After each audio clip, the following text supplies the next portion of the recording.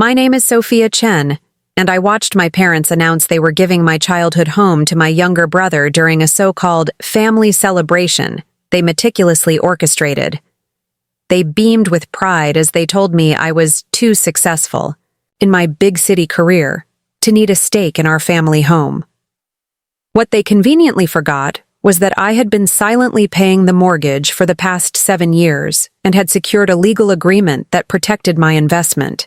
A decision that would not only save my financial future, but force a painful reckoning about what family loyalty truly means.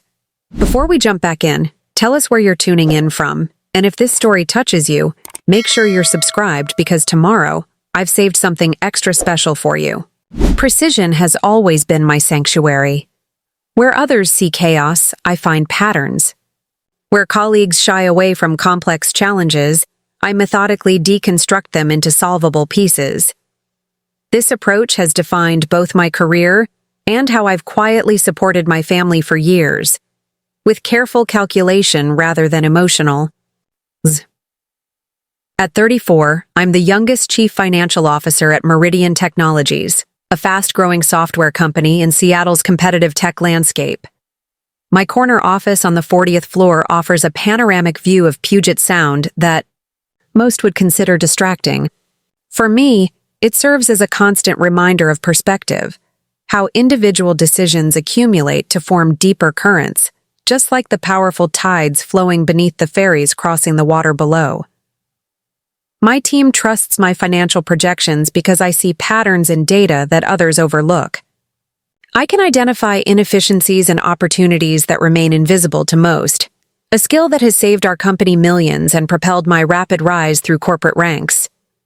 Ms. Chen, the quarterly review meeting starts in 15 minutes. My assistant Kevin announces through the intercom. He hesitates before adding, "Also, your mother called again. She mentioned something about a family gathering this Sunday being absolutely mandatory and said it's about the future of the family home."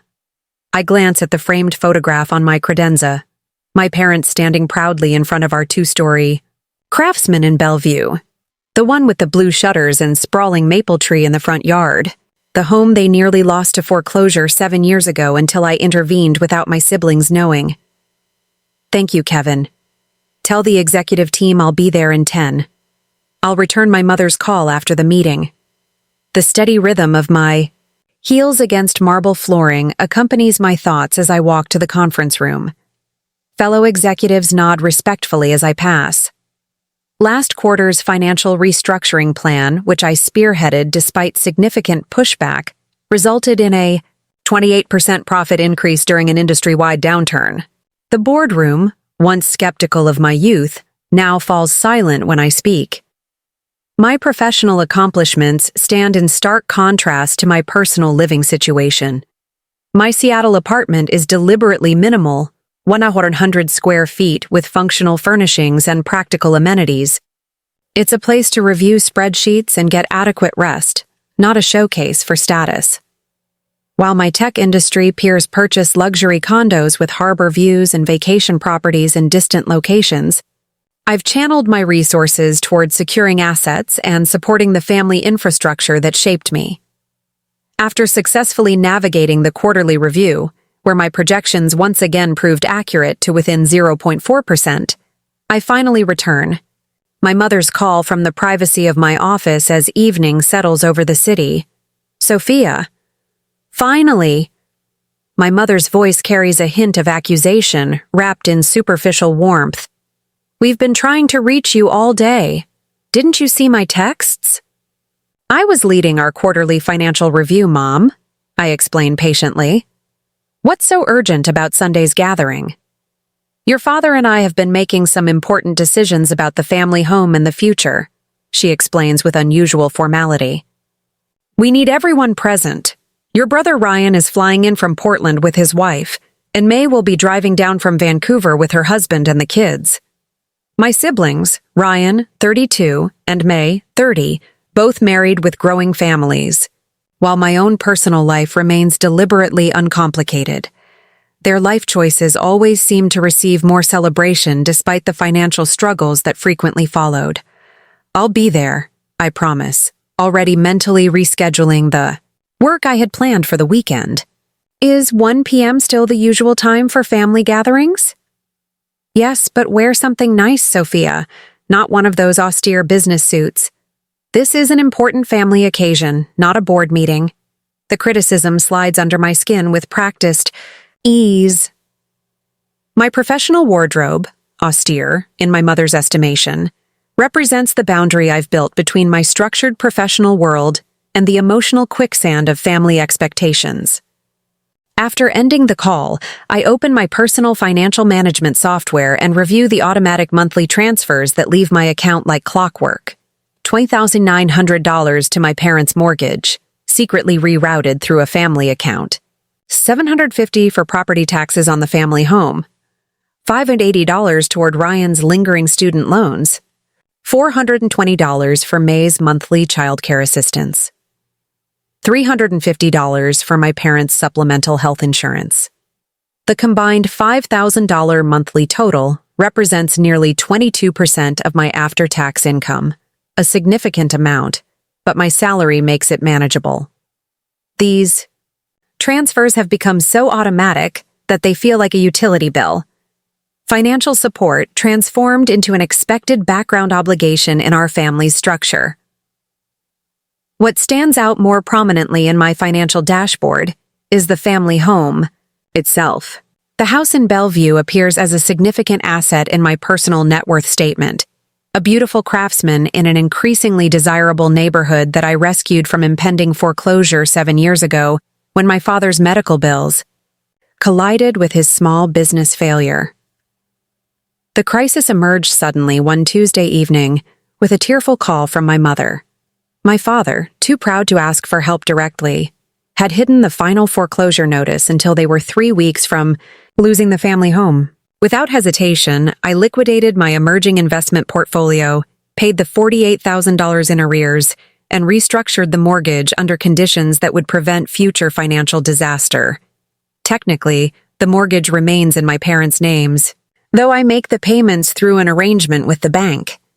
My parents continue living there, maintaining the property, and taking pride in what they call the Chen family legacy, the American dream achieved by Chinese immigrants who arrived with virtually nothing 4 decades ago.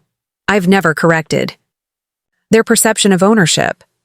Their management of the property gives them dignity in retirement, and I've been content to let them maintain the illusion of financial independence. My father's traditional values would make the reality of my financial control difficult to accept. What my parents don't know, what no one in my family knows, is that I took an additional precautionary measure 5 years ago after Ryan's brief gambling problem threatened the family's financial stability. A quiet consultation with my attorney resulted in a secondary legal agreement, creating binding documentation that established my equitable interest in the property despite the mortgage remaining in my parents' names.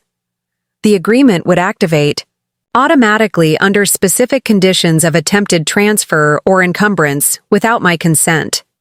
Just smart business, my attorney had called it when I expressed discomfort about not informing my family. Family dynamics and property can create complicated situations. This protects your significant investment without creating unnecessary tension. At the time, it seemed like excessive caution. My family had always emphasized collective well-being over individual success. My financial contributions merely represented the values my immigrant parents had instilled through countless sacrifices.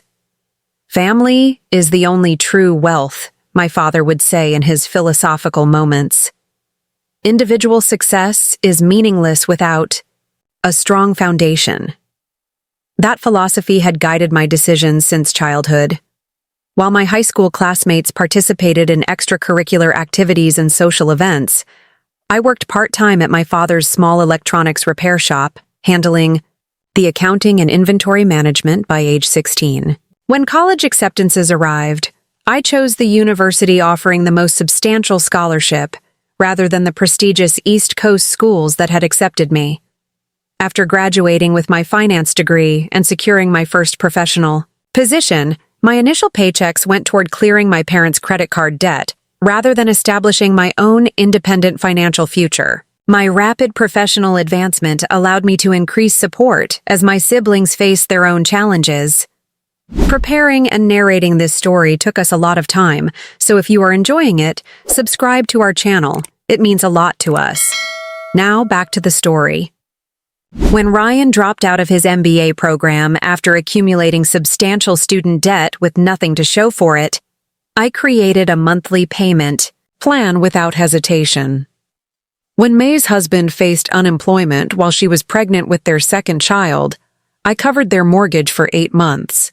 When my father needed specialized cardiac care not covered by insurance, I paid the $93,000 bill without mentioning it to my siblings. These decisions weren't sacrifices in my mind, but investments in our collective stability. My financial support enabled my siblings to pursue opportunities despite setbacks, allowed my parents dignity in their later years, and fulfilled my role as the responsible eldest daughter of immigrants who had sacrificed everything to give their children a chance at the American dream. Perhaps that's why the growing unease about Sunday's gathering feels like betrayal of my own values. Something in my mother's tone, a subtle formality in her phrasing, triggers the analytical instincts that serve me so well professionally. The pieces don't align properly. A mandatory family gathering requiring formal attire to discuss the future of the family home suggests a significant shift in the carefully balanced ecosystem I've been maintaining for years. As I prepare to leave the office Friday evening, my phone signals an incoming text from May. Heads up about Sunday. Parents have been meeting with some estate planning attorney. Something major about the house is being announced. Thought you should know. My sister's warning, unusual given our typically superficial relationship, confirms my suspicion. Whatever announcement awaits at Sunday's gathering represents a significant transformation in family dynamics, one that May believes might impact me negatively enough to warrant advance notice. I send a brief acknowledgement, then linger at my office window, watching ferries cut white paths across the darkening water. The navigation lights create orderly patterns against the deepening dusk, predictable movements following established channels. Unlike those vessels with clear routes and protocols, I'm navigating into turbulent waters where family expectations and financial reality seem destined to collide. What I couldn't possibly anticipate was how Sunday's revelation would transform not just my understanding of family, but my perception of myself, from supportive daughter to strategic defender of what was rightfully mine. The weekend passes with unusual slowness. Saturday's attempt to focus on work proves largely unsuccessful as theories about my parents' announcement multiply in my mind. By Sunday morning, I've constructed and dismissed dozens of scenarios, each more concerning than the last. I select my outfit with strategic precision, a casual but expensive silk blouse in soft blue paired with tailored slacks. The ensemble threads the needle between my mother's request for not a business suit, while maintaining enough structure to feel like armor for whatever confrontation might be coming. The drive from my Seattle apartment to my parents' Bellevue home takes exactly 36 minutes in light weekend traffic. I use this transitional time to shift mental frameworks from confident CFO to dutiful daughter, a transformation requiring increasingly conscious effort with each passing year. Spring cherry blossoms line the streets of my parents' neighborhood, their delicate pink blooms creating a picturesque canopy against the clear blue sky. The property values in this area have nearly tripled since my parents purchased their home 28 years ago, an investment that would have been lost without my financial intervention during the foreclosure crisis. I park my sensible hybrid, set in behind Ryan's luxury SUV and May's minivan in the circular driveway. Both vehicles represent different versions of financial overextension. My brother's desire to project success despite his rocky career path, and my sister's practical family needs amplified by her husband's inconsistent employment history. I approach the familiar front door with its stained glass window insert. I mentally calculate my total financial contributions to this household over the past 7 years. $243,600 in mortgage payments, $63,000 in property taxes, approximately $52,000 in critical home repairs and maintenance, and countless smaller expenses characterized as family emergencies or temporary assistance. The door swings open before I can ring the bell, revealing my mother in an elegant dress I recognize from the collection I purchased for her 65th birthday last year. "Sophia, finally!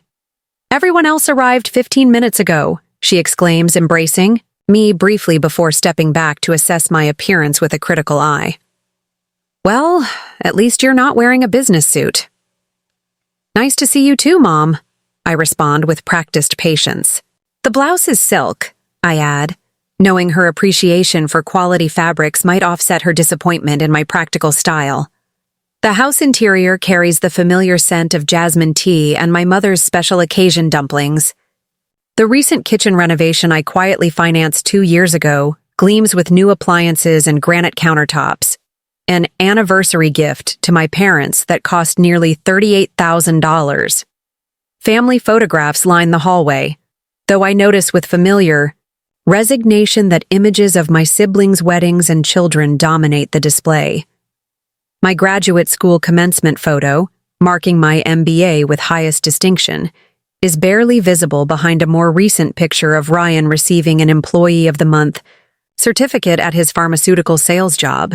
In the expansive living room, my father rises from his favorite leather recliner, another gift from me, with a wide smile that momentarily eases my apprehension.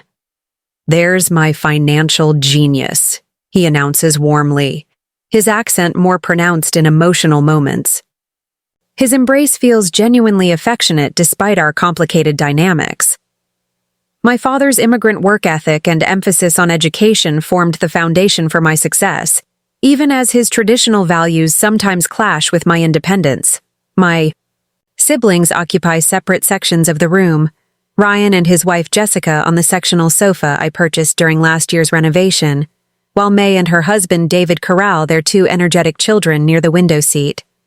Ryan's expression carries an unusual smugness, while May avoids direct eye contact, confirming her earlier warning text wasn't without cause. "The prodigal daughter finally decides we're worth her precious time," Ryan comments with the familiar edge that has characterized our relationship since childhood. His recent promotion to regional sales manager after years of career struggles has apparently done little to soften his competitive stance toward me. "Some of us have responsibilities, Ryan," I respond neutrally, choosing an armchair positioned to observe everyone simultaneously. "How's the new territory working out?" "Exceeding targets already," he answers with exaggerated confidence, though I notice his wife's slight eye roll suggests a different reality. The children's playful squeals provide momentary distraction before my mother announces lunch is ready. We migrate to the formal dining room where the table is set with the special occasion, china and crystal glasses I brought back from a business trip to Prague last year.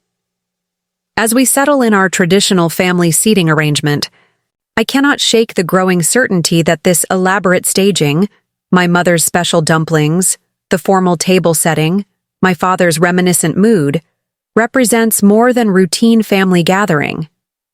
The atmosphere carries the unmistakable weight of a carefully orchestrated announcement. My suspicions are confirmed when my father clears his throat with ceremonial significance after the main course is cleared. "We have important family news to share today," he begins, exchanging a meaningful glance with my mother. "That's why we insisted everyone be present." The room falls silent as all eyes turn toward my parents. Ryan leans forward with unusual interest, while May studies her water glass with sudden fascination. "Your mother and I have been thinking about our legacy and the future of this home that has sheltered our family for nearly 3 decades, my father continues, his tone carrying the formal quality he reserves for significant pronouncements. My heartbeat accelerates slightly, though years of high-stakes corporate negotiations help me maintain an outwardly calm demeanor. Something in my father's phrasing triggers the analytical pattern recognition that has served me so well professionally. This isn't routine family discussion, but a formal declaration with significant implications. "We're not getting any younger," my mother adds, her hand finding my father's in a practiced gesture of unity. It's important to have clarity about these matters while we can still oversee the transition ourselves. I nod carefully, maintaining a neutral expression despite the growing certainty that whatever follows will directly impact the financial infrastructure I've quietly maintained for years. After careful consideration and consultation with a family estate attorney, my father announces with surprising formality, "We've decided that upon our passing, this house will transfer entirely to Ryan, who will maintain it as the central gathering place for future generations of our family. The house, my house, the home I saved from foreclosure, maintained with monthly payments, and legally protected through carefully constructed documentation. The property I had never claimed openly out of respect for my parents' dignity, now being redistributed without acknowledgement of my ownership rights. I wait for additional explanation, perhaps recognition of my financial role, clarification about what this means for the mortgage I've been paying, or at minimum, acknowledgement of the legal complexity such a transfer would involve. Instead, expectant silence fills the room as all eyes observe my reaction. "I'm not sure I understand," I finally respond, my voice measured despite the disbelief churning beneath my composed exterior. "There's a mortgage on this house that I've been—" "Just paperwork, Sophia," my mother interjects dismissively. "This has always been the family home, regardless of whose name appears on monthly statements. But I've been making the mortgage payments for 7 years, I counter, carefully choosing my words to reveal just enough without exposing the full extent of my financial involvement, since Dad's health crisis and the near foreclosure. "Which you can clearly afford with your fancy CFO salary?" Ryan interrupts with barely concealed resentment. "Unlike some of us who are building families and need housing security for the future, my brother's wife Jessica at least has the decency to look uncomfortable, staring at her dessert plate rather than meeting my gaze. Their marriage has weathered several financial storms, most recently a failed attempt at launching a fitness franchise that I suspect cost far more than the small investment Ryan had mentioned. We've already consulted with our attorney, my father states with unexpected finality. The paperwork is being prepared for you to sign, transferring any technical claim you might have to Ryan, who will provide the family gathering place for future generations. Your mother and I will continue living here, of course, until we're no longer able." The confidence in his statement reveals profound misunderstanding or willful ignorance of property law, ownership rights, and the limits of their authority. The secondary legal agreement I established would prevent such transfer without my explicit consent, a protection I never anticipated needing to invoke against my own family. "And what about the equity I've built?" I ask quietly. "The mortgage, payments, the property taxes, the renovations? Family doesn't keep ledgers, Sophia," my mother responds, her tone hardening. "You've always been too focused on calculating everything. That's why we're making this decision. Ryan is starting a family. They need security for their future. You've already established yourself with your corporate success. The irony is breathtaking. My financial success, achieved through disciplined saving and strategic career moves despite substantial family support, now justifies redistributing my own asset to a sibling who has demonstrated neither financial responsibility nor reciprocal support." In this moment, looking at the 5 faces around the table, my parents' righteous certainty, Ryan's smug satisfaction, May's avoidant discomfort, Jessica's uneasy silence, I recognize a fundamental truth I've been denying for years. The family dynamic I've financially sustained doesn't actually exist. My role has never been cherished daughter or respected provider, but convenient resource to be allocated according to others' desires. For the first time, I see our relationship with absolute clarity, not through the distorting lens of filial, duty, or cultural expectation, but as the fundamentally imbalanced arrangement it has become. My financial contributions aren't appreciated investments in collective prosperity, but expected tributes from which others benefit, while I remain on the periphery of true belonging. This revelation doesn't diminish my love for my family, but transforms my understanding of my responsibility to them and, more importantly, to myself. Before we proceed with any paperwork, I state carefully, setting my teacup aside, I think we should discuss this further, perhaps with both our attorneys present. My suggestion introduces a measured pause to what my parents clearly anticipated would be a simple matter of compliance.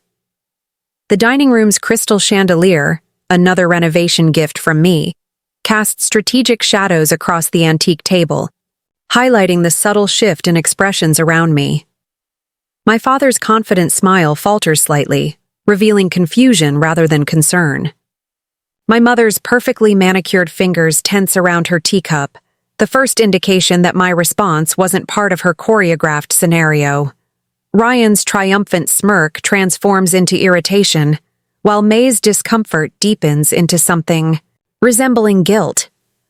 Attorneys? My mother repeats with a forced laugh. Sophia, this is a family matter, not a corporate negotiation. The decision has been made with everyone's best interests in mind. Everyone except mine, apparently, I respond, maintaining professional composure despite the emotional undercurrent threatening to surface.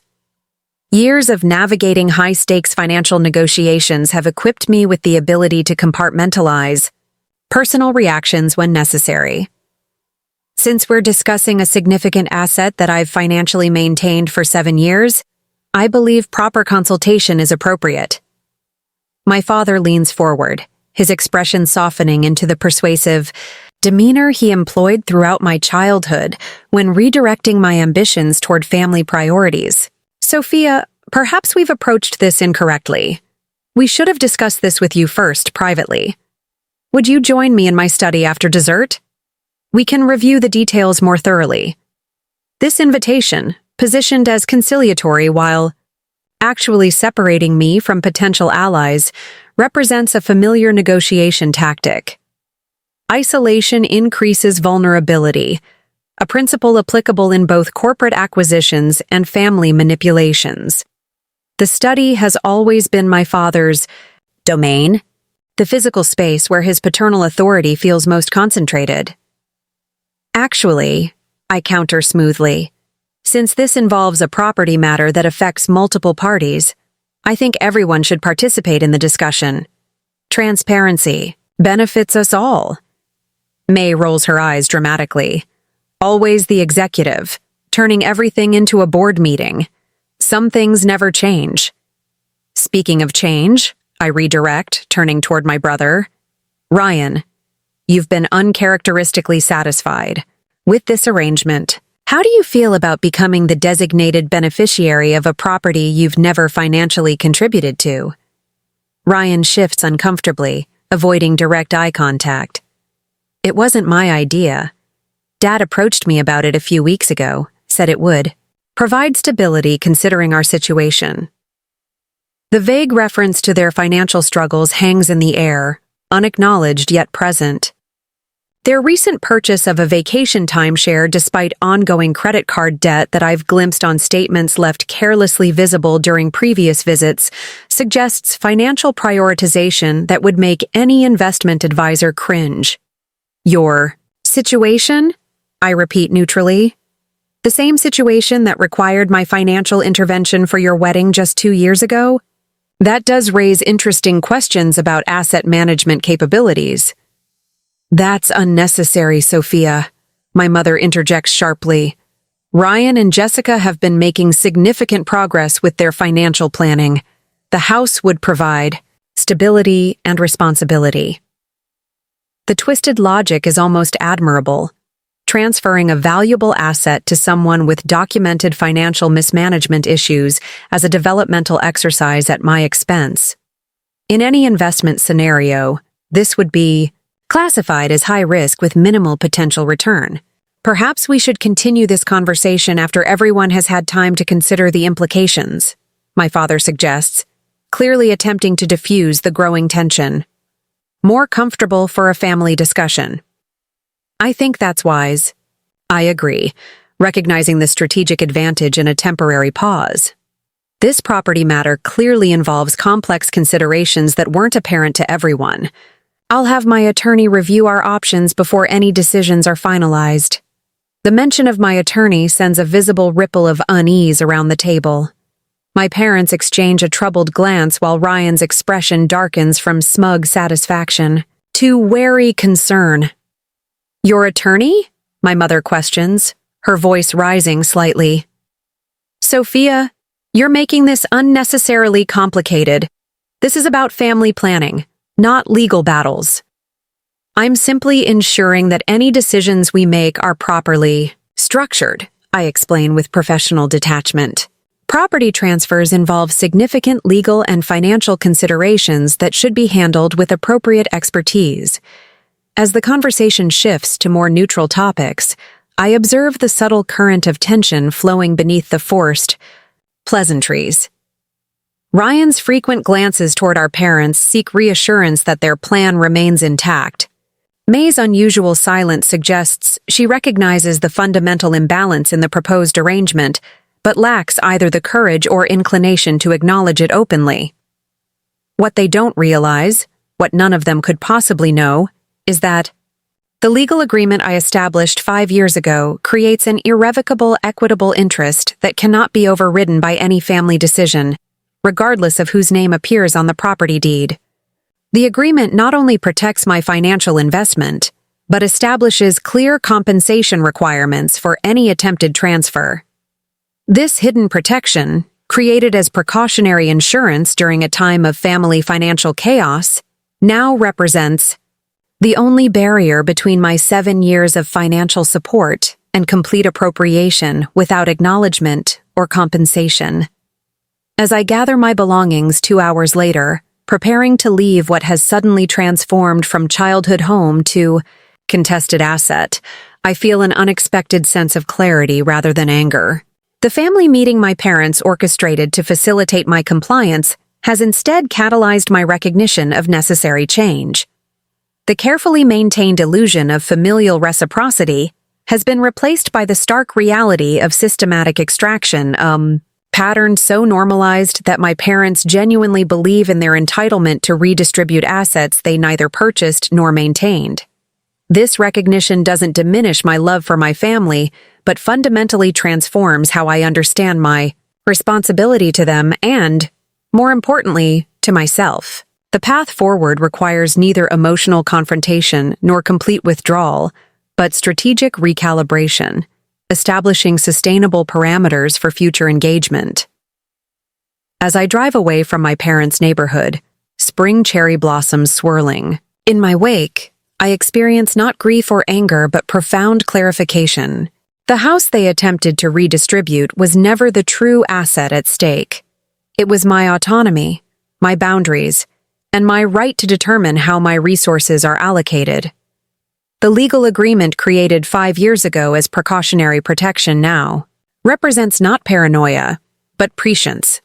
What I couldn't have anticipated was that the threat to my investment would come not from external factors, but from within the family system I had dedicated myself to supporting. The irony doesn't escape. Me, as I navigate back toward Seattle, the city skyline emerging through the evening mist like a fortress of steel and glass. I've spent years analyzing financial risks for multinational corporations, identifying potential vulnerabilities, and implementing protective measures for my company's assets. Yet, somehow, I had failed to apply the same strategic analysis to the most significant vulnerability in my personal portfolio, the systematic exploitation disguised as family obligation. The recognition comes not with shame, but with professional admiration for the elegant simplicity of their approach, creating an environment where financial extraction became so normalized that boundaries would appear as betrayal. My phone displays 6 missed calls from my parents by the time I reach my apartment building. The digital manifestation of their realization that the carefully orchestrated property transfer might encounter unexpected resistance. I silence notifications temporarily, creating necessary space for strategic planning rather than reactive engagement.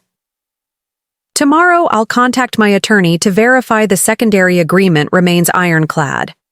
Tonight is for integration, allowing factual revelations to align with emotional recognition in preparation for measured action. The family narrative characterizing me as cold or calculating when I establish basic boundaries reveals itself as projection rather than accurate assessment. As I prepare for sleep, I notice subtle shifts in my perception of my apartment. The space that previously felt like temporary accommodation between family obligations now represents protected territory for authentic self-development. The minimalist furnishings that once reflected redirected resources now appear as foundation for intentional reconstruction according to my actual preferences rather than externally imposed expectations. Fall asleep not with anxiety about impending family conflict, but with surprising peace, the relief that accompanies alignment between perception and reality after prolonged cognitive dissonance. The house my parents attempted to redistribute was never the true asset at stake. It was my autonomy, my boundaries, and my right to determine how my resources are allocated according to my values, rather than others' expectations. This understanding doesn't represent loss, but liberation, the opportunity to reconstruct relationships based on mutual respect, rather than systematic imbalance justified through manipulated obligation. Monday morning arrives with unusual clarity. Seattle's typical cloud cover replaced by brilliant sunshine that streams through my apartment windows. The light illuminates dust particles dancing in the air, small imperfections usually invisible but now unmistakable. The metaphor isn't lost on me as I prepare for the day ahead. My first call is to Eleanor Watkins, the sharp-minded attorney, who helped create the legal agreement protecting my interest in the family home 5 years ago. Despite the early hour, she answers on the second ring. Eleanor, it's Sophia Chen. I need to discuss the secondary property agreement we established. The situation we prepared for is actually happening. Her response comes without surprise. Family, trying to redistribute the asset without acknowledging your contribution? Exactly that. My parents have announced they're giving the house to my brother upon their passing. They've already consulted an attorney about transfer paperwork they expect me to sign, which would be legally meaningless given the equitable interest agreement we established, Eleanor confirms. That document creates an irrevocable beneficial interest based on your financial contributions. No transfer can occur without triggering the compensation clause. Her confident assessment provides the first genuine relief I've felt since yesterday's announcement. The agreement exists not in some theoretical legal space, but as concrete protection against exactly the scenario now unfolding. I'd like to meet to review our options, I tell her. This needs to be handled carefully. It's still family, despite everything. We schedule a lunch meeting, and I shift focus to my professional responsibilities. The quarterly financial projections won't complete themselves, family crisis or not. This compartmentalization, the ability to maintain professional performance while addressing personal challenges, has always been my superpower, though I'm starting to recognize it as both strength and potential weakness. The morning passes in focused work until my cell phone displays my mother's incoming call at precisely 10:17 a.m. The timing suggests she waited exactly what she considers a respectful interval after the workday began. I consider letting it go to voicemail, but decide direct engagement serves my strategic interests better than avoidance. Good morning, Mom. Sophia, your father and I are very concerned about your reaction yesterday, she begins without preamble. We thought you'd be happy we're taking care of these arrangements while we still can. You've always been so practical about these matters. The framing attempts to position my objection to asset appropriation as emotional irrationality, a familiar tactic when my boundaries threaten established patterns. This isn't about emotions, Mom. It's about financial reality. I've been paying the mortgage on that house for 7 years. That represents a significant investment that needs proper acknowledgement. We've always considered that your contribution to family well-being, she counters smoothly.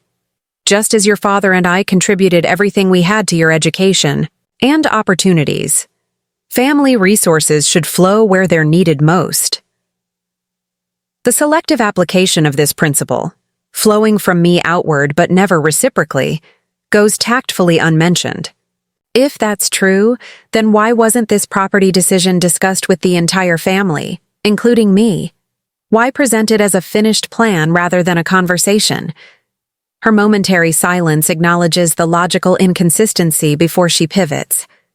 Ryan really needs this, Sophia. Jessica is pregnant. They're keeping it quiet until after the first trimester, but they need housing security for their growing family. The new information lands with calculated impact. My brother's impending parenthood deployed as emotional leverage to facilitate asset transfer. The manipulation is so transparent I almost admire its structural elegance.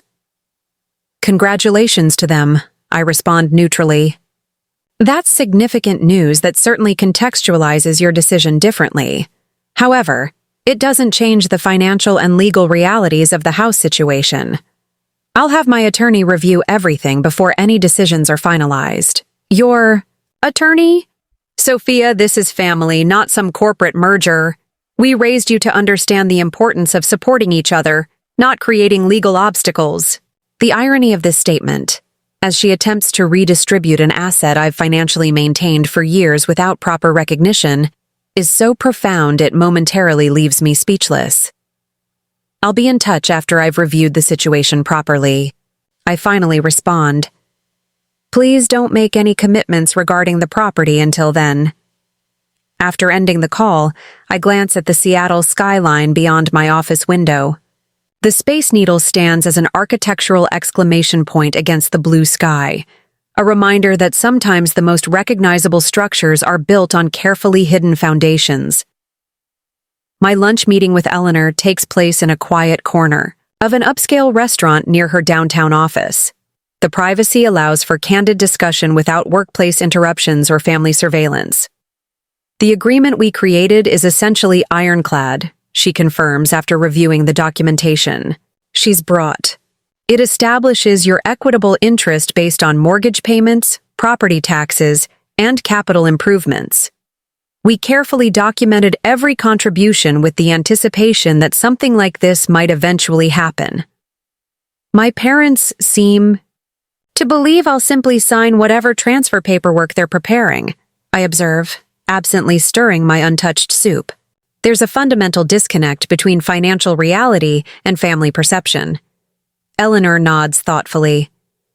This pattern is unfortunately common, especially in immigrant families with first-generation professional success.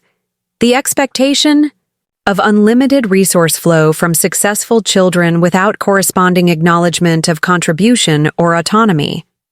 Her articulation of the pattern brings unexpected relief. The validation that this dynamic isn't unique to my family but represents a recognized phenomenon with established parameters.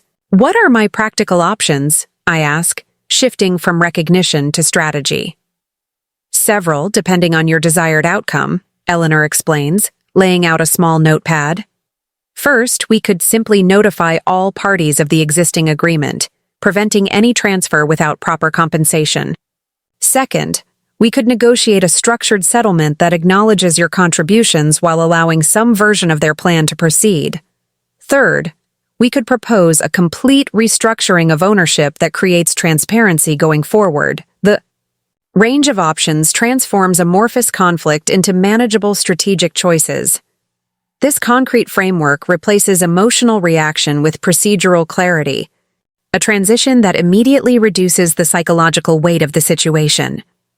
I don't want to sever family ties, I clarify, but I can't continue in a relationship where my financial contributions are simultaneously essential and invisible. Then, I suggest a measured approach, Eleanor advises. We'll draft a formal letter establishing the legal reality without unnecessary confrontation. This creates foundation for either negotiation or enforcement, depending on their response. As she outlines the implementation details, my phone buzzes with an incoming text from my sister May. Mom called crying about lawyers and betrayal. What's happening? The message confirms my parents have already begun deploying emotional leverage. Through family channels, another predictable pattern in the established system. Rather than responding immediately, I forward the message to a separate folder for later strategic consideration. By the time I return to my office, the practical path forward has taken shape. Eleanor will prepare formal documentation outlining my established legal interest and the impossibility of property transfer without appropriate compensation. The notification will be factual rather than accusatory, creating foundation for potential resolution rather than accelerating conflict. This structural approach transforms a chaotic emotional situation into manageable procedural implementation. AI, methodology that aligns with my professional strengths while minimizing personal vulnerability. The afternoon passes in focused work until my executive assistant, Kevin, appears at my office door with unusual hesitation. "Ms. Chen, your brother Ryan is in the reception area. He doesn't have an appointment but insists on seeing you immediately. Security is asking for guidance." The escalation to workplace intervention despite my explicit boundaries represents another predictable pattern in family conflict dynamics. The appearance at my professional space attempts to bypass established parameters through physical presence, creating public scenario where private rejection would appear unreasonable. "Please have security escort him to the small conference room," I instruct after brief consideration. "I'll meet with him for 15 minutes only. I have a budget committee meeting at 4 that cannot be rescheduled." The limited time frame establishes control over the interaction while avoiding the potential drama of outright rejection. The conference room setting maintains professional context rather than allowing the emotional intimacy of my private office. Ryan's appearance projects deliberate casualness, designer jeans and an expensive button-down contrasting with my formal business attire.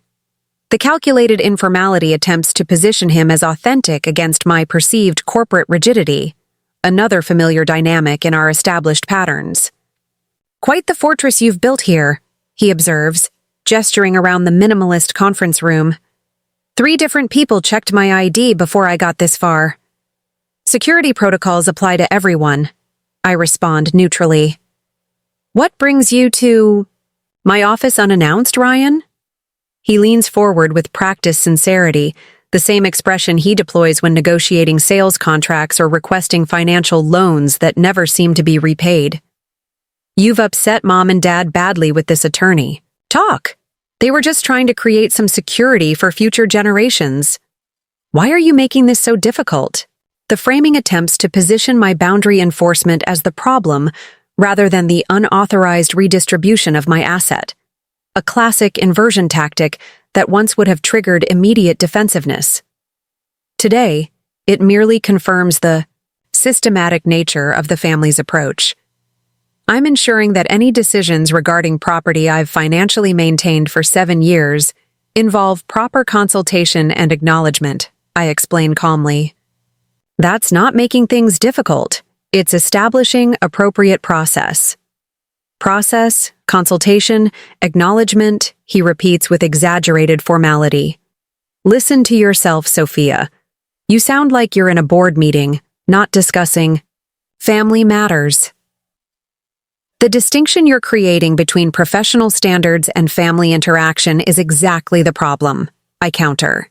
Why should careful consideration be appropriate for business decisions, but inappropriate for family matters involving significant assets?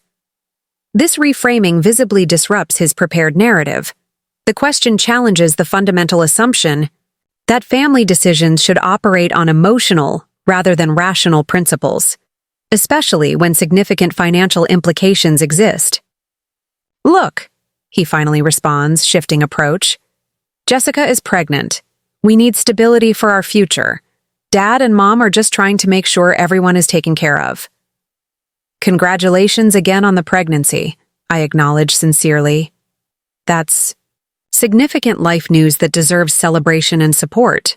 However, it doesn't justify redistributing assets without proper acknowledgement of existing contributions and legal interests. My professional demeanor clearly frustrates him. His sales techniques rely on emotional manipulation that proves ineffective against structured analysis. "So, what do you want?" A payback plan for every dollar you've contributed to the family? A medal for being the successful daughter? What would make you stop creating obstacles? The question, though adversarial in tone, actually establishes the first genuine negotiation opening. Beneath the defensive framing lies implicit acknowledgement that my position contains legitimacy requiring response rather than dismissal. I want proper acknowledgement of financial reality. I answer directly. The house exists in its current form because I've paid the mortgage, taxes, and major improvements for 7 years. Any decisions about its future need to reflect that reality, rather than pretending my contributions were minor or optional. And if they don't? He challenges. Then the legal agreement already in place will prevent any transfer without appropriate compensation, I state without emotional emphasis. This isn't personal leverage, Ryan. It's documented financial reality. His expression shifts from confrontational to calculating, the salesman recognizing a stronger negotiating position than anticipated. We're no longer engaging in familiar, emotional patterns but establishing new parameters based on concrete reality rather than manipulated obligation. I need to go, I conclude, glancing at my watch. My attorney will be contacting the family within the week to outline the legal parameters. Despite how this feels right now, I'm not trying to create family conflict, just ensuring proper recognition of financial contributions that have been overlooked. As I escort him back to reception, Ryan maintains unusual silence. The first indication that the established family dynamics have shifted from predictable patterns to unfamiliar territory where emotional leverage no longer supersedes financial reality. By the time I return to my office, 3 missed calls from my parents illuminate my phone screen like accusatory beacons. The escalation pattern continues its predictable progression, individual intervention followed by parental reinforcement when initial attempts prove unsuccessful. Rather than engaging this reactive cycle, I focus on completing my budget committee preparation. The professional discipline that serves me in managing corporate financial planning provides structural stability during personal upheaval. These established routines create necessary psychological anchoring amid shifting family dynamics. The technical complexities of next quarter's capital allocation strategy require full attention, temporarily displacing family conflict with professional challenges that play to my analytical strengths. This compartmentalization, once unconscious coping mechanism, now deliberate strategy, allows productive engagement despite emotional turbulence. By evening, Eleanor emails the draft notification letter for my review. The document strikes perfect. Balance between factual clarity and diplomatic phrasing, establishing irrefutable legal reality without unnecessary confrontational language. The approach creates foundation for potential resolution while maintaining necessary protection against continued exploitation. As I review the document, unexpected emotion surfaces, not anger at my family's actions or anxiety about potential conflict, but profound gratitude for having established protective measures before they became urgently necessary. The legal agreement created 5 years earlier now represents not paranoia, but prescience, evidence that some part of me recognized, concerning patterns long before conscious acknowledgement. This realization offers perhaps the most important insight of recent days. Authentic self-protection doesn't require vilifying others, but simply acknowledging patterns and implementing appropriate safeguards. My family's behavior reflects their limitations rather than my worth, while my boundary implementation represents self-respect rather than family rejection. With this clarity guiding strategic planning, the path forward emerges not as battle plan, but as reconstruction blueprint, establishing sustainable parameters within which relationship might eventually be reconstructed on foundation of mutual respect rather than systematic exploitation. As Seattle's lights begin illuminating against the darkening sky, I finally text my sister. Family meeting this Saturday at 10 a.m. I'll explain everything then. This isn't about rejection, but proper acknowledgement. The property my parents attempted to redistribute was never the true asset at stake. It was my autonomy, my boundaries, and my right to determine how my resources are allocated. Protecting these fundamental elements doesn't require severing connection, but rather establishing conditions under which authentic connection becomes possible. Saturday morning dawns with uncharacteristic brilliance for Seattle in spring. Crisp air and clear skies creating picture-perfect conditions that contrast sharply with the emotional turbulence ahead. I've selected a neutral location for today's family meeting, a private room at the downtown public library, rather than the emotionally charged territory of the family home or the intimidating environment of my office building. The space offers both symbolism and strategy, neutral ground with historical significance. My father brought us here every Sunday afternoon during childhood. Contemporary design that subtly reinforces my current reality rather than nostalgic narratives. And, most importantly, public enough to discourage emotional outbursts while private enough for necessary candor. I arrive 30 minutes early, arranging materials with methodical precision. Copies of mortgage statements documenting 7 years of payments from my account, property tax receipts, renovation invoices with my signature, and most significantly, the secondary legal agreement establishing my equitable interest.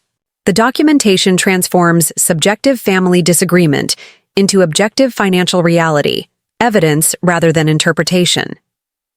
Eleanor arrives exactly 15 minutes before the scheduled meeting, her polished appearance and confident demeanor adding necessary professional weight to the proceedings. We review final strategy while awaiting my family's arrival. Remember, this isn't about winning an argument but establishing factual parameters, she advises. The documentation speaks for itself. Your role is maintaining focus on forward resolution rather than past grievances. Her guidance aligns perfectly with my intuitive approach. This meeting represents reconstruction opportunity rather than retribution platform, establishing sustainable parameters for potential relationship rather than punishing previous exploitation. My parents arrive first, precisely on time, a cultural punctuality ingrained through decades of immigrant discipline. Their expressions combine defensive preparation with visible apprehension, suggesting conflicted internal narratives. My father's customary confidence appears diminished, while my mother's usual warmth has been replaced by wary calculation. Their reaction upon seeing Eleanor speaks volumes. The brief pause in forward movement, the exchanged glance communicating wordless recognition that this meeting transcends familiar emotional territory into consequential legal reality. You brought a lawyer to a family discussion? My mother questions, her tone attempting disapproval while barely concealing alarm. I brought appropriate expertise to a property discussion, I correct gently. Eleanor has helped structure the documentation we'll be reviewing today. Before further objections can emerge, Ryan and Jessica arrive, followed moments later by May and her husband David. The full family assembly creates immediate tension, the library room suddenly feeling considerably smaller despite its generous proportions. Thank you all for coming, I begin once everyone is seated. I've arranged this meeting to address the property situation with appropriate transparency and documentation rather than continuing unproductive emotional exchanges. My father starts to interrupt, but I continue with gentle firmness. Before anyone speaks, I ask that you review these documents that establish the financial reality of the family home situation. These aren't subjective interpretations, but verified records documenting exactly how the property has been maintained for the past 7 years. Eleanor distributes the prepared packets with professional efficiency. The methodical rustling of papers replaces conversation as family members examine the evidence before them. Mortgage statements, tax payments, renovation expenses and property, appreciations charted in meticulous detail. My mother is first to break the stunned silence. We never asked you to make these payments, she asserts, though her tone lacks conviction against the overwhelming documentation. When the foreclosure notice arrived 7 years ago, there were 3 options, I explain calmly. lose the family home, find alternative financing, or have me assume financial responsibility. We collectively chose the third option, though we never formally acknowledged the ownership implications of that decision. My father studies the mortgage statements with growing discomfort, recognition dawning that these aren't isolated contributions, but systematic financial maintenance totaling over $300,000 across 7 years. We always intended to repay you, he offers with uncharacteristic hesitation, once our situation improved. Yet last week, instead of discussing repayment or acknowledgement, you announced plans to transfer the property to Ryan, I observe without accusation. That decision precipitated this necessary clarification. Ryan examines the final page with visible shock, the legal agreement establishing my equitable interest in the property based on sustained financial contribution. What exactly is this document? He demands, instinctively handing it to Jessica, whose background in paralegal work before motherhood might offer interpretation. Eleanor responds with professional precision. It's a secondary equitable interest agreement established 5 years ago documenting Ms. Chen's financial stake in the property. It creates binding legal protection against transfer without appropriate compensation, regardless of whose name appears on the primary deed. You created this behind our backs? My mother asks, genuine hurt breaking through her defensive posture. The question strikes deeper than intended, touching the core paradox of our family dynamic. My contributions simultaneously essential yet invisible, my protection measures characterized as betrayal rather than necessary response to systematic extraction. I created it during a period of significant family financial instability, I clarify.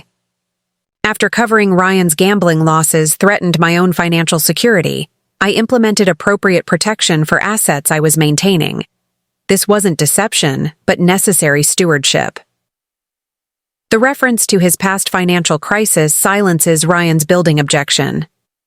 Jessica studies the document with professional concentration, her expression confirming its legal validity beyond dispute. May, who has remained characteristically quiet, finally speaks. So, you're saying the house isn't actually free for Mom and Dad to give away?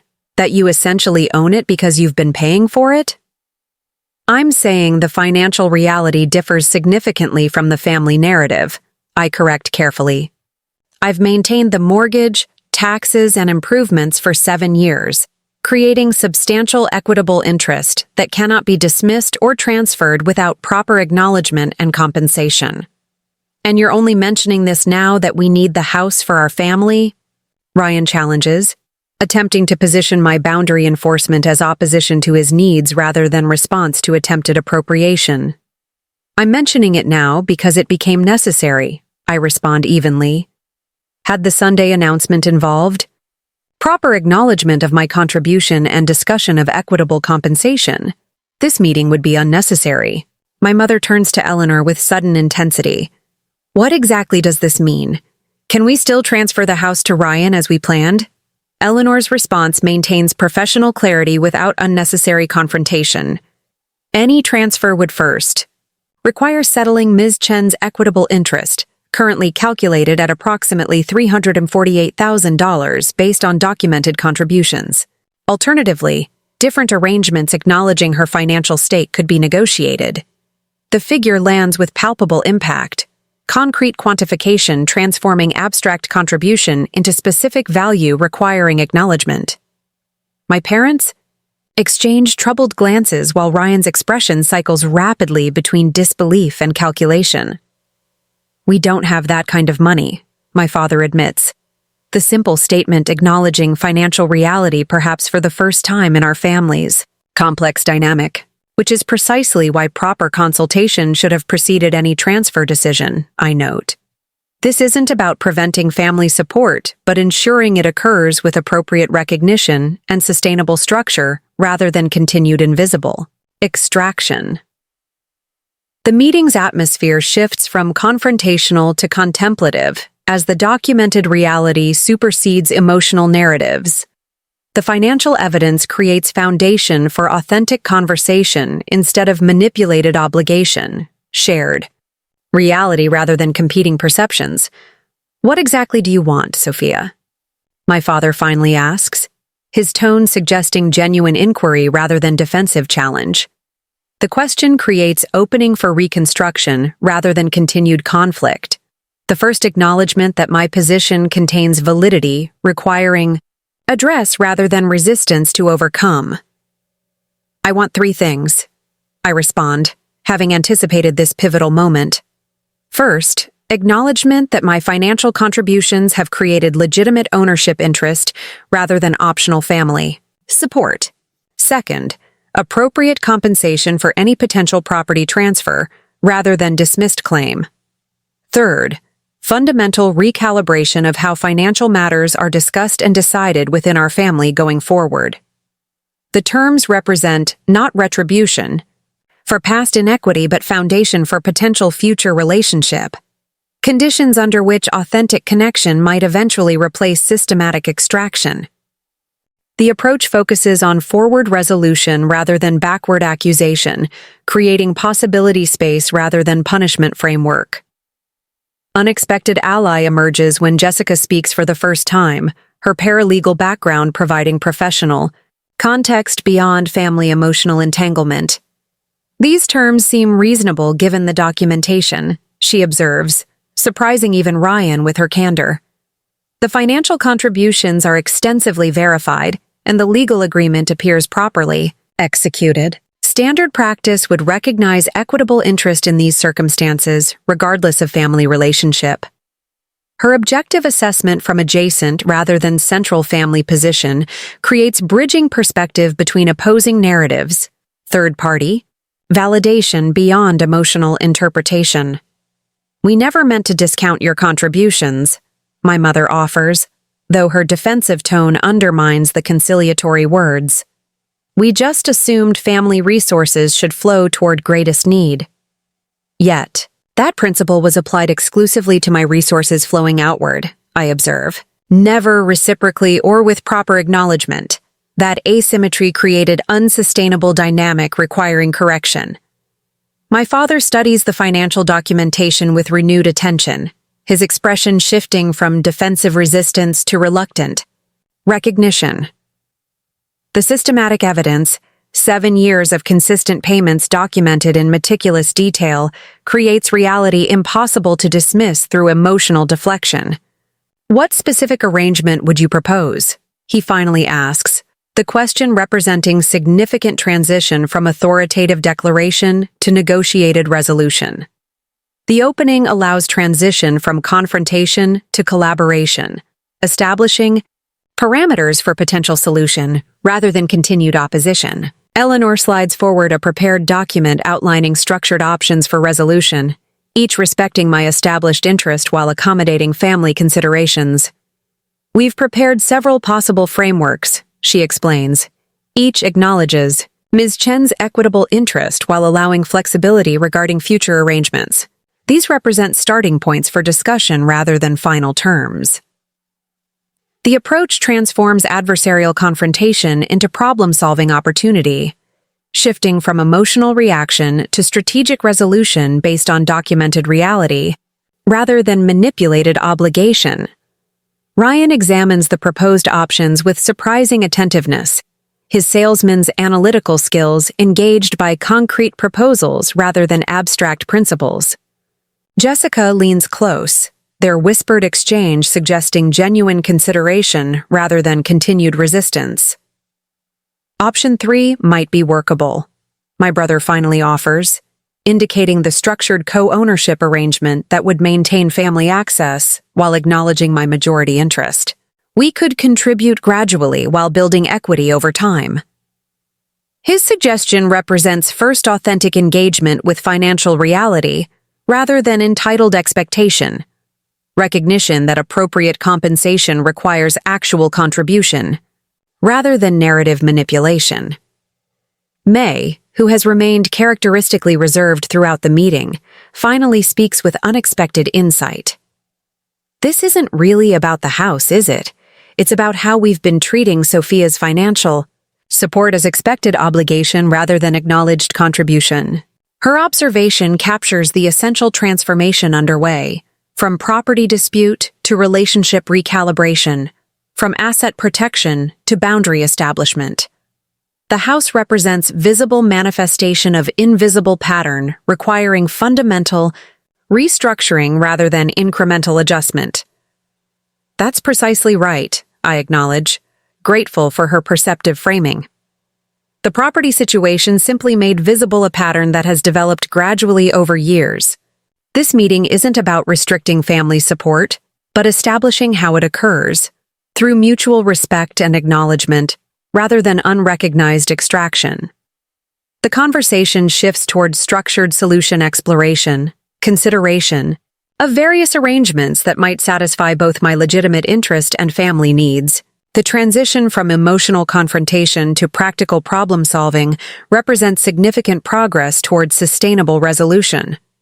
My father, whose philosophical perspective often emerges during significant family transitions, finally offers observation that suggests genuine understanding rather than strategic positioning. Perhaps we've all been shaped by different experiences of the immigrant journey, he suggests thoughtfully. Your mother and I carried traditional expectations about family resource distribution, while you developed in professional environment with different standards for contribution and acknowledgement. His framing offers contextual understanding without dismissing legitimate concerns, recognition of cultural influence without using it to justify continued imbalance. This perspective creates space for reconciliation without requiring capitulation, acknowledging different viewpoints while establishing necessary boundaries. As the meeting approaches 2-hour mark, Eleanor suggests structured framework for moving forward, formal acknowledgement of my equitable interest, documented agreement regarding future arrangements, and established parameters for financial decision-making involving shared assets.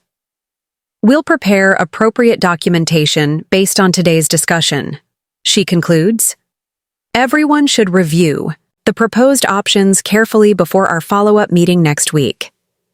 This creates opportunity for thoughtful consideration rather than pressured decision.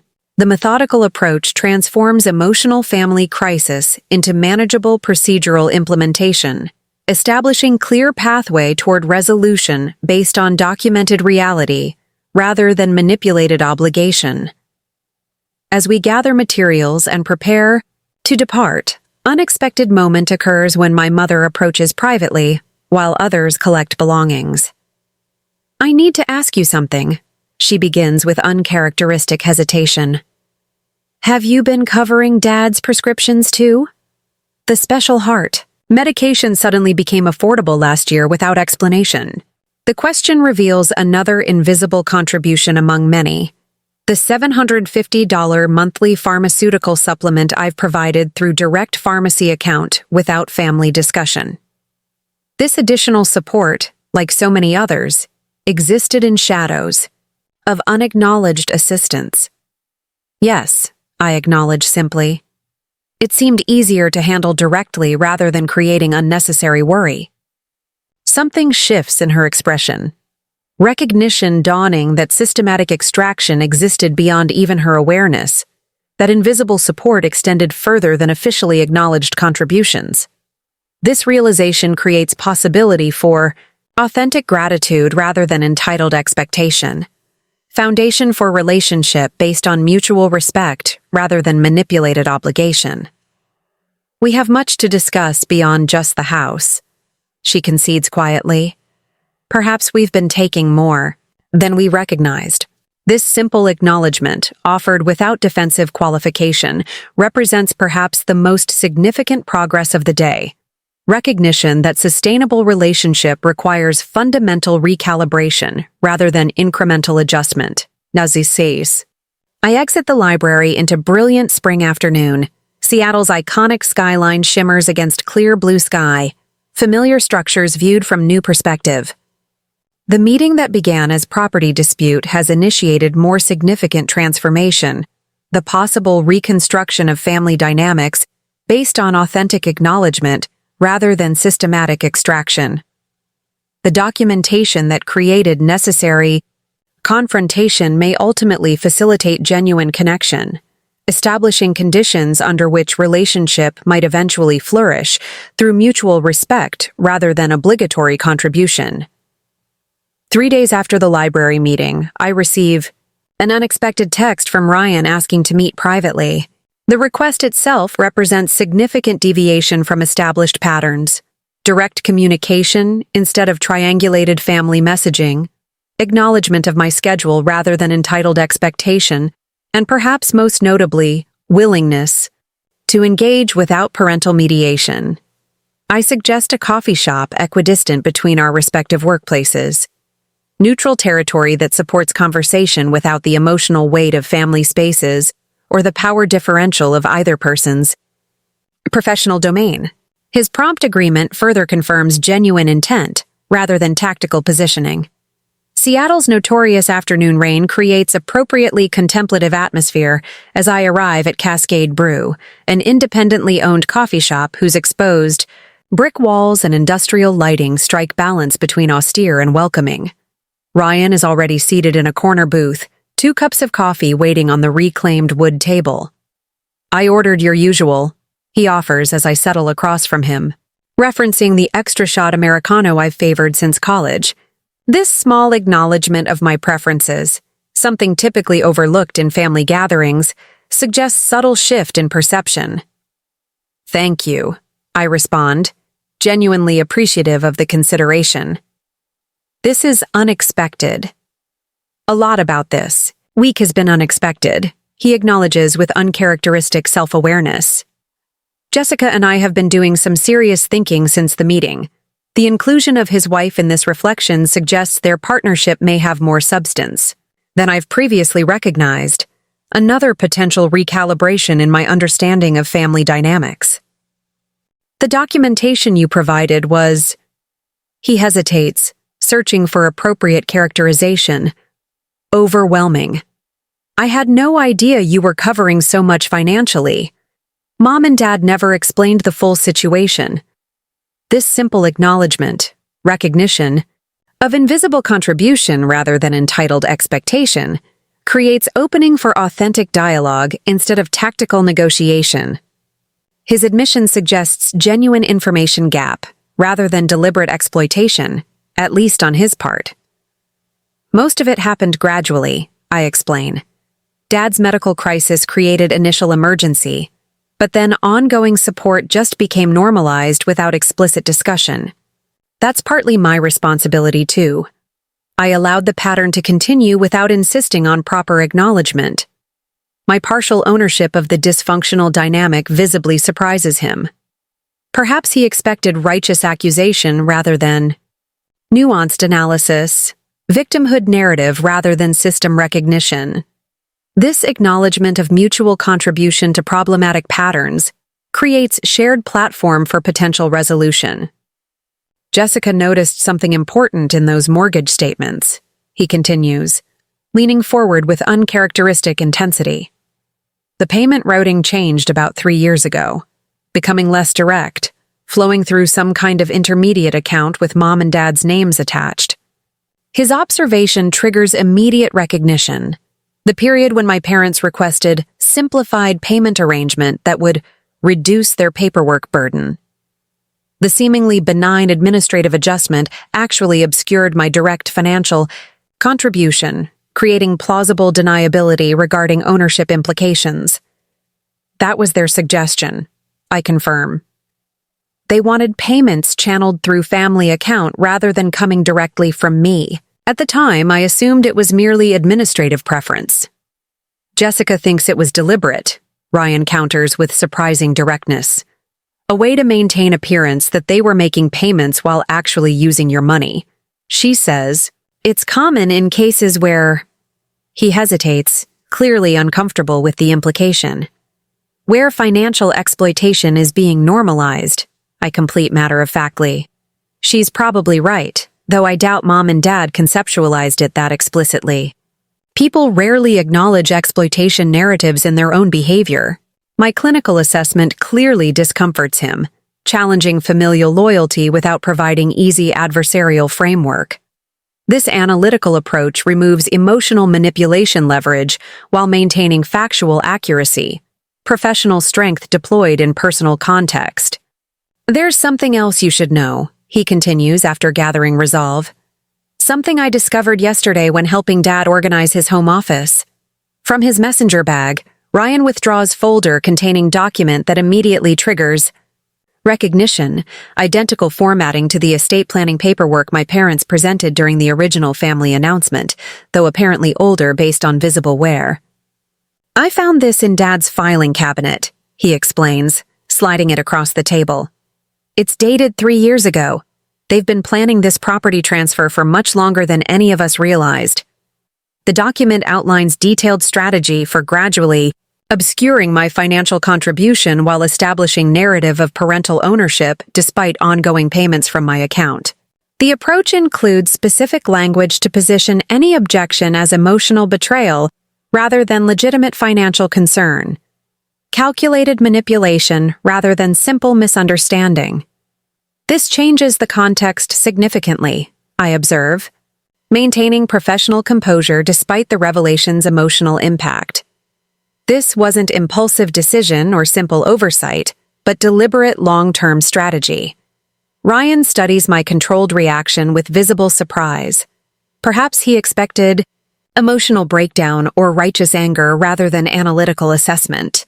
My professional training, maintaining objective analysis during market volatility or corporate crisis, provides unexpected personal benefit in processing significant betrayal without reactive response. I'm sorry, he offers with genuine regret. I had no idea this was happening until Jessica helped me understand what those financial records really meant. I feel like I've been unknowingly participating in something fundamentally wrong.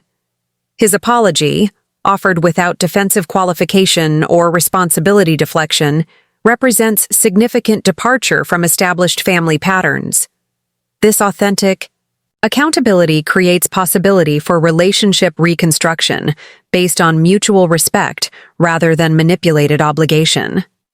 What will you do now? He asks after I've thoroughly reviewed the document. The question acknowledges my legitimate decision authority rather than attempting to direct outcome. Another significant pattern deviation suggesting potential growth rather than tactical repositioning.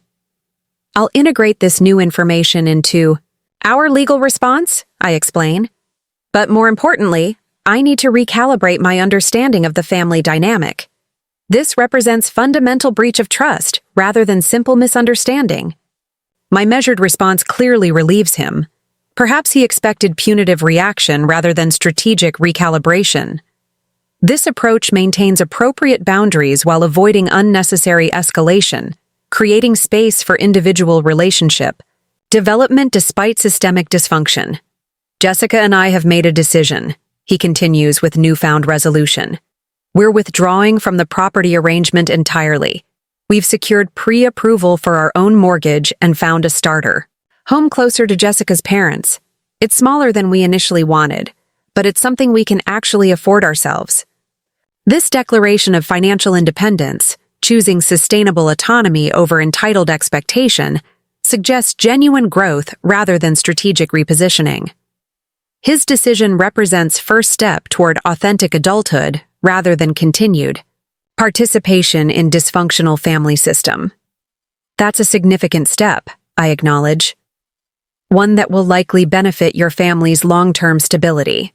We want our child to understand the difference between genuine support and unhealthy dependence, he explains, unconsciously resting hand over Jessica's still invisible pregnancy.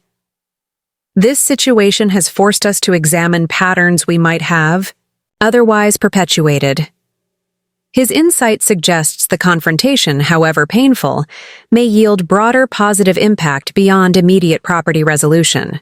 Sometimes system disruption creates opportunity for fundamental recalibration rather than merely temporary adjustment. What will happen with Mom and Dad in the house? He asks, genuine concern replacing previous entitlement. They clearly can't afford it without your continued support. The question acknowledges financial reality without assuming my continued obligation. another pattern shift suggesting evolving perspective rather than tactical positioning. That remains to be determined, I answer honestly. The legal agreement provides protection against unauthorized transfer but doesn't dictate specific outcome. Multiple resolution paths exist depending on everyone's choices moving forward. As our conversation concludes, unexpected wave of compassion emerges beneath my analytical assessment. My parents' actions, however inappropriate, likely stem from complex combination of cultural expectations, financial anxiety, and generational differences regarding resource distribution.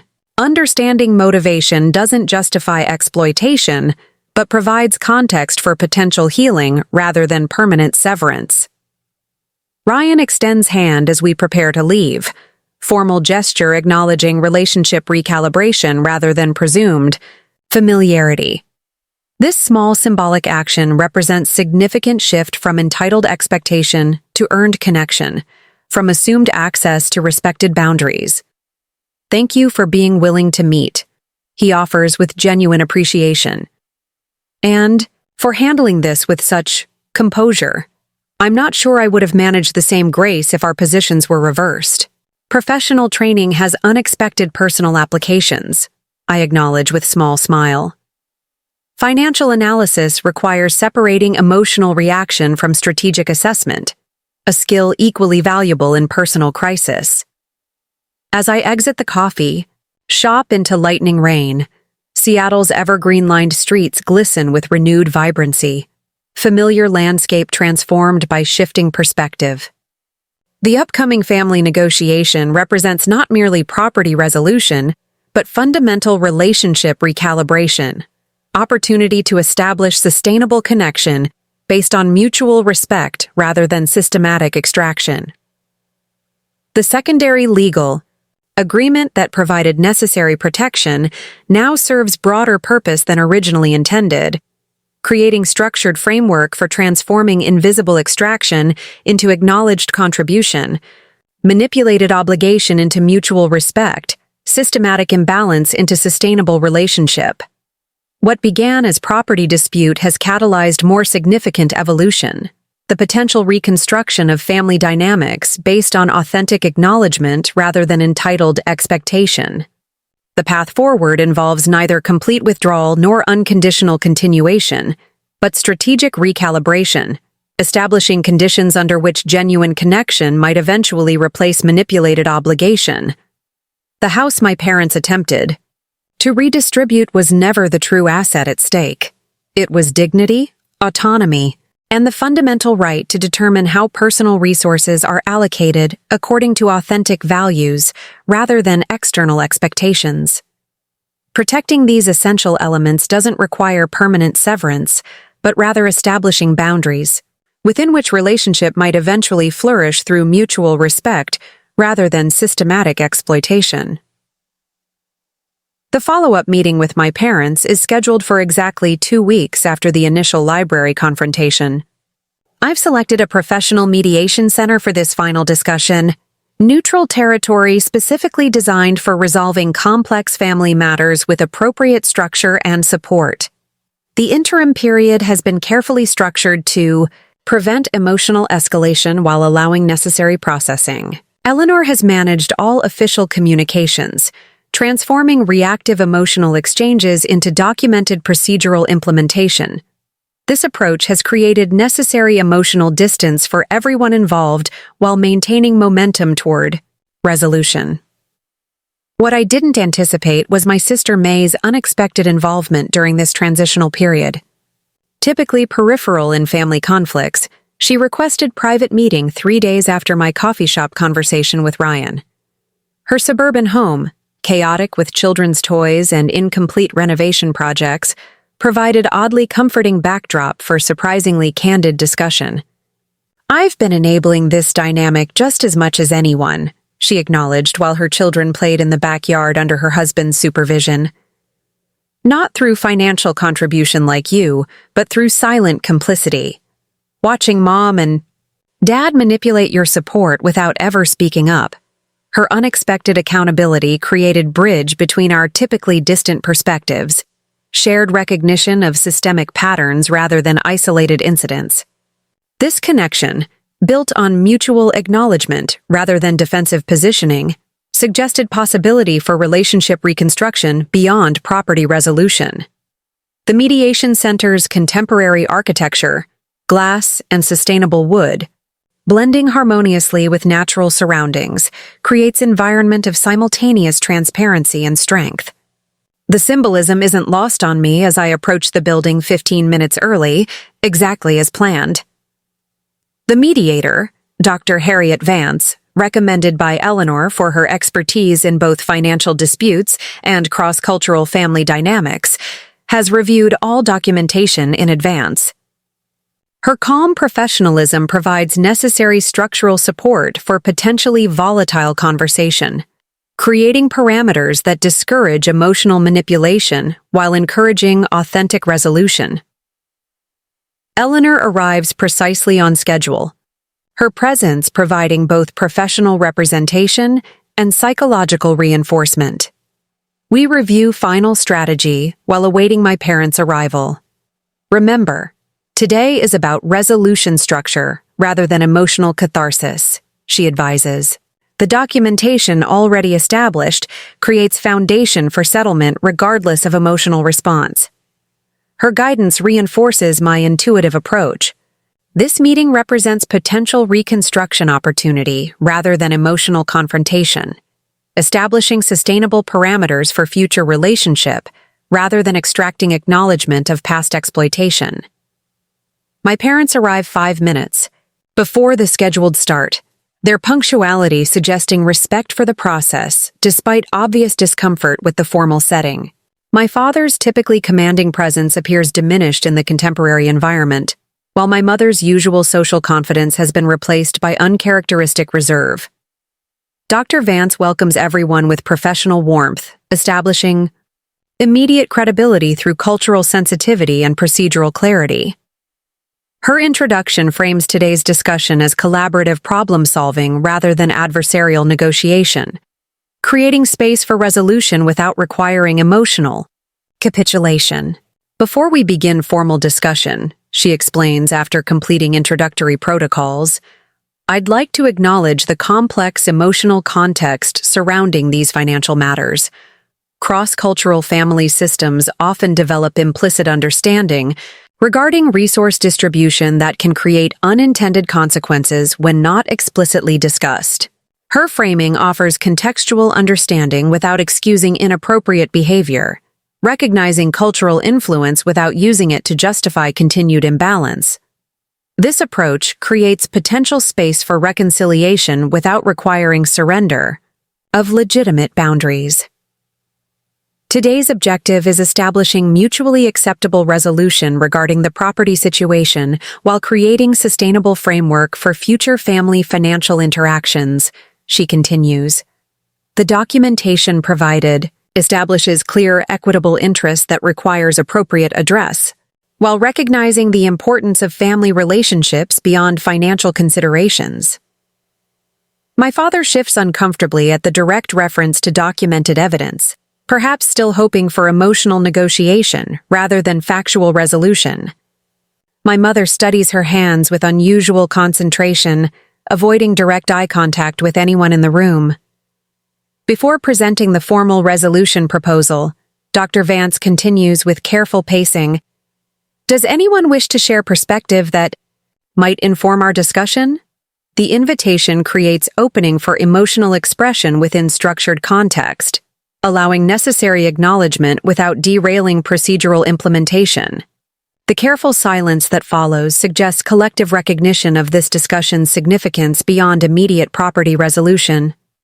Finally, my father straightens with visible decision, his expression suggesting internal struggle resolved, rather than tactical positioning prepared. I believe I should speak first, he begins, his accent more pronounced than usual, a subtle indicator of emotional significance despite his controlled demeanor. What has happened here represents failure of communication for which I bear significant responsibility. The acknowledgement, offered without defensive qualification or responsibility deflection, creates immediate shift in atmospheric tension. This opening accountability suggests possibility for authentic resolution, rather than merely negotiated settlement. When Sophia began helping with the mortgage 7 years ago, I viewed this as temporary family support during difficult period. He continues with careful precision. As her contributions continued, I allowed myself to maintain convenient fiction that these payments represented natural family obligation rather than ownership investment. His characterization acknowledges the systematic self-deception that transformed my financial support from emergency assistance to expected entitlement, recognition of cognitive dissonance rather than deliberate exploitation. The document Ryan discovered, he continues with visible discomfort, represents shameful moment of weakness. When property values began rising significantly 3 years ago, I consulted a state attorney about ensuring Ryan and May would eventually benefit from this appreciation without acknowledging Sophia's contributions had made this possible. This direct acknowledgement of deliberate action rather than misunderstanding creates foundation for authentic resolution based on shared reality rather than negotiated perception. His willingness to name specific misconduct without defensive justification represents significant departure from established patterns. I convinced myself this represented appropriate family resource distribution, according to need, rather than acknowledging it actually constituted inappropriate appropriation of Sophia's investment. He concludes with genuine regret. This failure reflects personal weakness for which I am deeply sorry. My mother finally raises her gaze, her expression revealing complex emotional landscape beneath carefully maintained composure. I knew what we were doing was wrong, she acknowledges, with surprising directness. Creating that family account to obscure Sophia's payments was my suggestion. I told myself we were protecting everyone's dignity, but really we were hiding truth that made us uncomfortable. That our eldest daughter had become family provider while we maintained illusion of parental support. This unexpected candor, acknowledging deliberate deception rather than misunderstanding, creates possibility for authentic reconciliation based on shared reality rather than negotiated narrative. Their willingness to name specific misconduct without defensive justification suggests genuine growth rather than tactical positioning. With these acknowledgments established, Dr. Vance redirects gently. Let's discuss specific resolution parameters regarding the property situation. Eleanor presents 3 structured options developed based on comprehensive financial analysis of the property and everyone's respective situations. Each proposal acknowledges my established equitable interest while creating different frameworks for potential resolution. First option. Complete property transfer to my ownership with guaranteed lifetime residency rights for my parents through formal agreement, eliminating any future misunderstanding regarding ownership or contribution expectations. Second option. Structured buyout arrangement through which my parents would gradually repay my established equity through monthly payments, allowing eventual clear title while acknowledging financial reality. Third option. Formal co-ownership agreement establishing precise percentage interests based on documented contributions, with clear parameters regarding decision rights and future disposition. The presentation transforms emotional family conflict into structured financial resolution, replacing ambiguous expectations with explicit agreements, invisible extraction with acknowledged contribution, manipulated obligation with mutual respect. My father studies the proposals with analytical attention rather than defensive resistance, his expression suggesting genuine consideration rather than tactical delay.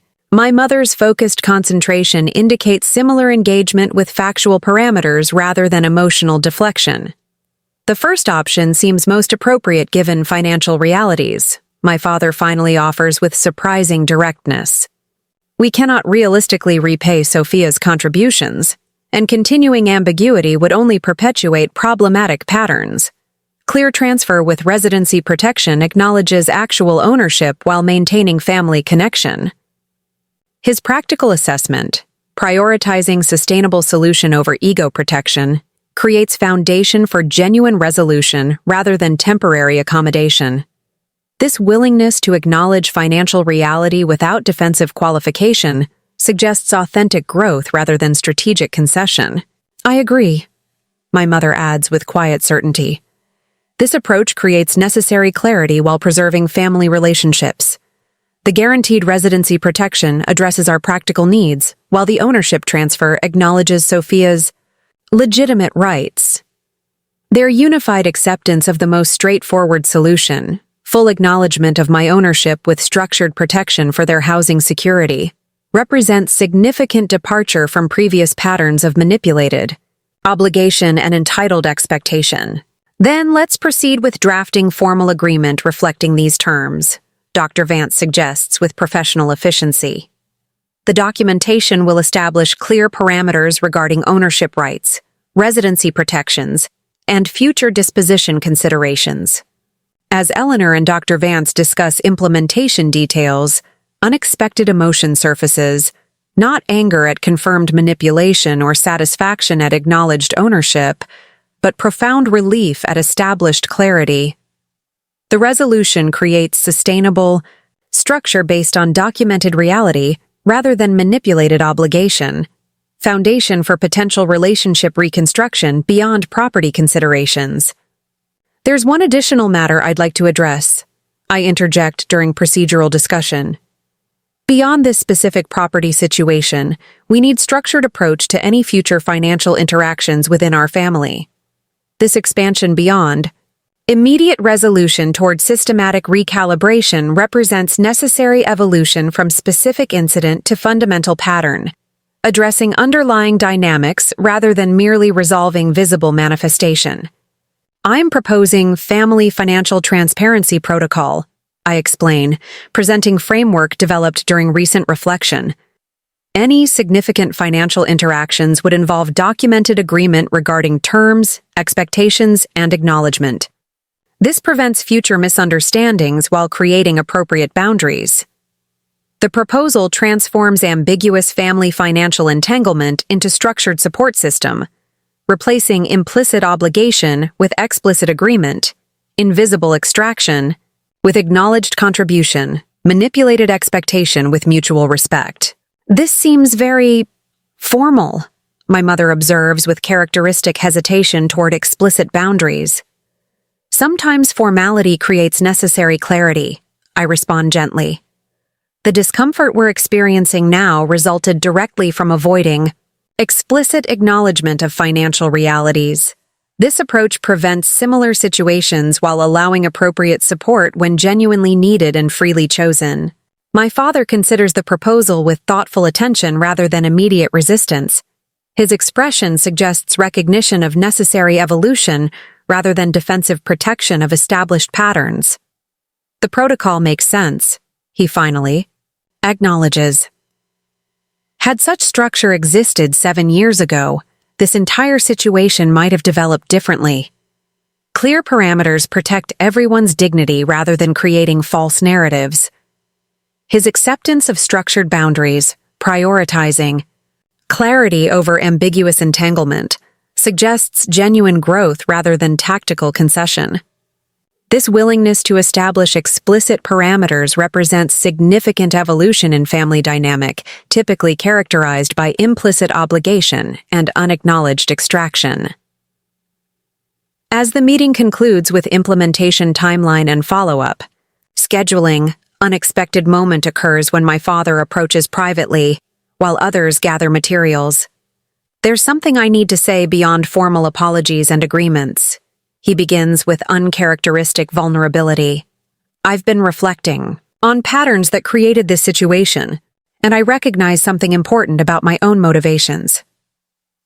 His unusually reflective tone suggests genuine insight rather than strategic positioning, internal evolution rather than external adaptation. This self-awareness creates possibility for authentic connection beyond negotiated settlement. In our cultural tradition, parents demonstrate value through sacrifice, and children demonstrate respect through support, he continues thoughtfully. When circumstances reversed, you becoming provider while we became recipients, I couldn't integrate this reality with my understanding of proper family order. Rather than acknowledging changed dynamic, I created elaborate justification that maintained illusion of traditional structure. His insight identifies cultural context without using it to justify inappropriate behavior, recognizing influence without accepting determinism. This nuanced self-awareness suggests genuine growth rather than defensive positioning. This doesn't excuse the deception, he concludes with quiet certainty. But understanding motivation might help rebuild trust that my actions damaged so profoundly. I hope whatever relationship emerges from this difficult period will eventually be stronger for having addressed these painful truths. His acknowledgement of relationship damage without presuming automatic restoration creates foundation for authentic reconciliation based on earned trust rather than obligatory forgiveness. This approach respects legitimate boundaries while maintaining possibility for eventual connection beyond necessary protection.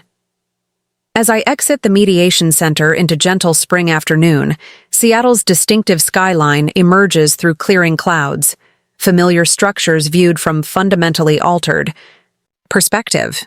The meeting that began as property resolution has initiated more meaningful transformation, the potential reconstruction of family dynamics based on authentic acknowledgement rather than manipulated obligation.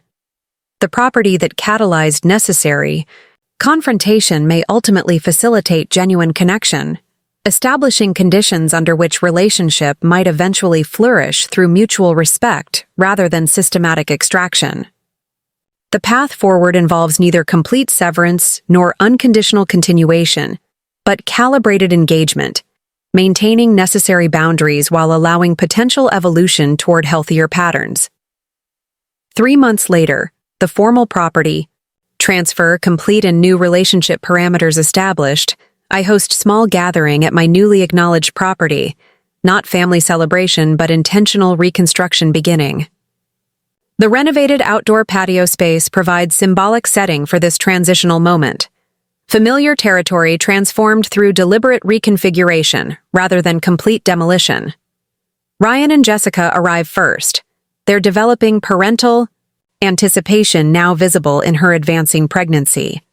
May follows with her children and supportive husband, their recent communication suggesting genuine interest in establishing adult relationship beyond obligatory familiarity. My parents appear last, their careful observation of new boundaries demonstrating respect for established parameters rather than entitled expectation. The gathering maintains appropriate formality while allowing genuine connection, structured interaction rather than presumed intimacy, acknowledged boundaries rather than invisible extraction, mutual respect rather than manipulated obligation. This calibrated engagement creates foundation for potential relationship evolution beyond necessary protection, the possibility of authentic connection established through respect rather than obligation. As Seattle's characteristic evening light casts warm illumination across the gathered group, I recognize the profound truth that emerged through difficult confrontation. The house my parents attempted to redistribute was never the true asset at stake. It was dignity, autonomy, and the fundamental right to determine how personal resources are allocated according to authentic values, rather than external expectations. Protecting these essential elements didn't require permanent severance, but rather, establishing boundaries within which relationship might eventually flourish through mutual respect rather than systematic exploitation. The necessary confrontation has created possibility for authentic connection based on acknowledged reality rather than convenient fiction. Foundation for relationship that honors both shared history and individual autonomy without sacrificing either to manipulated obligation. Up next, you've got 2 more standout stories right on your screen. If this one hits the mark, you won't want to pass these up. Just click and check them out. And don't forget to subscribe and turn on the notification bell so you don't miss any upload from us.